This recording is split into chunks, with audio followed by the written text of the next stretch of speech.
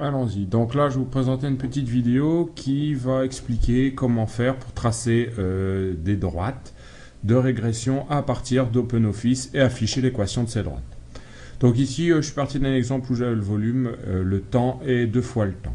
Donc première étape, je vais sélectionner ma plage de données, comme ceci. On peut constater que toutes mes données sont horizontales. À la suite de ça, je vais cliquer sur l'icône diagramme.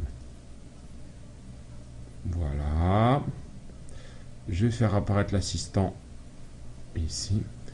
Donc on voit ici apparaître l'assistant. On va sélectionner un type de diagramme par dispersion. À partir de maintenant, on a deux choix. Premier choix, on peut prendre en point seul ou en point et ligne. Moi, je vais prendre en point seul parce qu'en fait, les lignes vont être tracées à l'aide de la régression. Donc là-dessus, je peux cliquer sur suivant.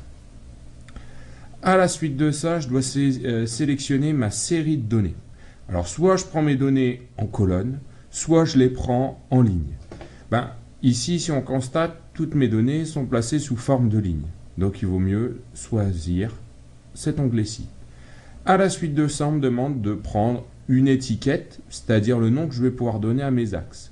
Soit je vais prendre la première ligne, soit je vais prendre la première colonne. Bon, ici, le choix de la première colonne est judicieux. Je peux donc passer au suivant. Sur cette nouvelle page ici, je peux rajouter en fait des séries de données. C'est-à-dire, imaginons que j'ai une troisième ou quatrième courbe à rajouter sur mon graphique. Dans ces cas-là, je clique sur ajouter et je vais pouvoir sélectionner ma plage ici de données. Bon, ici, c'est pas ce qui nous intéresse. Passons à l'étape suivante. Cette étape-ci, maintenant, je vais pouvoir donner un titre à mon graphique. Donc ici, ça va être par exemple le temps en fonction du volume. C'est un titre simple. Je peux rajouter un sous-titre si je veux. Également, sur l'axe des X, le nom que je vais pouvoir lui donner, à savoir le volume.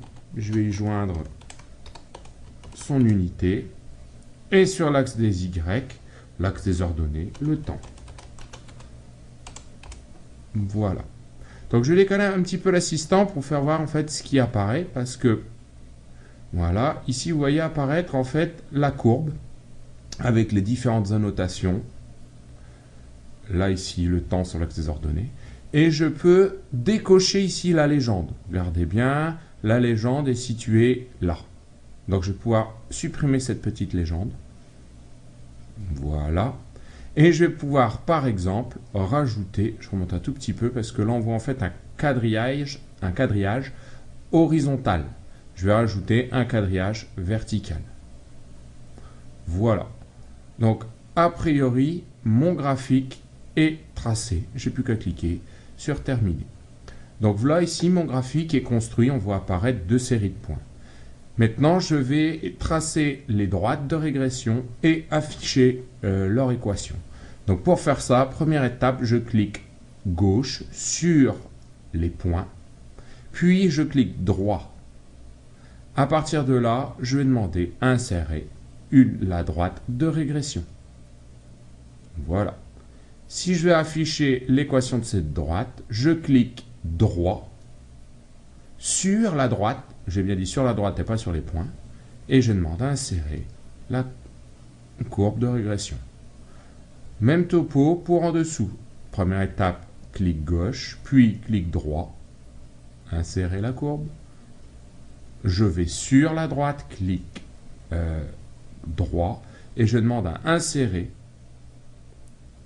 l'équation. Je déplace un petit peu pour voir apparaître. Voilà. L'équation de la droite. Et maintenant, j'ai terminé de faire mes petites droites de régression et l'affichage de leur équation.